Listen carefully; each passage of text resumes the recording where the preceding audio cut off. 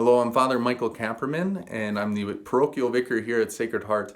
And this is the fourth part of our four-part series unpacking the USCCB document, Forming Consciences for Faithful Citizenship.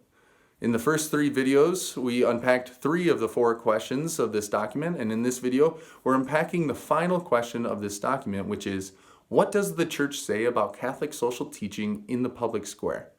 Namely, what are the four principles by which we evaluate all public policy, all candidates, all constitutional amendments? What are the four policies by which we can form this consistent ethic of life, this consistent worldview, this mind of Christ as we engage in the public square? And so the first principle that the USCCB document points us to is the dignity of the human person. With this principle, what we are recognizing is that all human life is sacred. All human life has worth, and all human life should be protected. And thus, any policy, any candidate that promotes something contrary to the dignity of the human person, then this policy and this candidate must be opposed. The second principle of Catholic social teaching is the principle of subsidiarity. And what this principle is based on is the fact that man is made for community. Man is made for relationship, and the most fundamental relationship is the human family. But sometimes the human family is not able to provide for all the human needs of the family members. And thus, larger institutions such as the local government or the state government must step in to help. And so what the principle of subsidiarity reminds us is that larger institutions in society should not overwhelm or interfere with smaller institutions, because the smaller institutions should be the place where human flourishing occurs. But yet, larger institutions have responsibilities to step in when the smaller institutions cannot adequately provide for all needs of the human person. And so for example, when the family is not able to provide for all of the things that they need, then the local government would step in and help.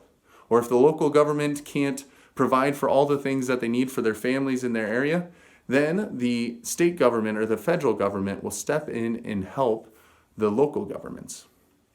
The third principle by which we evaluate all public policies is the common good. Now, the common good is the sum total of social conditions which allow people, either as groups or individuals, to reach their fulfillment more fully and more easily. With this principle, what the Church is reminding us is that all people have a part to play in society. In such, there should never be anything that excludes any group of people or any individual from society. That all individuals have a part to play, and all individuals should play into the common good. The fourth principle by which we judge all actions, all political policies, is the principle of solidarity. What this principle reminds us is that all human persons are part of the one family, and thus no person should feel like a stranger. No person should be excluded. That we should have solidarity with all people, especially the poor and the broken.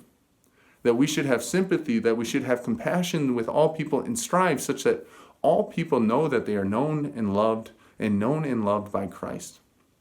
With these four principles, the Church is trying to help us to form this consistent ethic of life. And so to use an analogy that the USCCB document uses, is to think of a house. In a house, all parts of the house have something to play, whether it's the foundation or the walls or the cross beams. All of these different parts of the house have something to play in the house, but all of them have different responsibilities and different strengths and weaknesses. And so using this analogy, what is the foundation? The foundation is the dignity of the human person and the fact that all people are made for relationship with God. And then upon this foundation is the other principles by which that we have laid out here. And all of the different principles that the Church lays out all help us to form this consistent ethic of life. And so this concludes our four-part series. I encourage you to join us on October 18th from 4 to 5 p.m. here at Sacred Heart, when we're going to have a discussion on this document produced by the USCCB.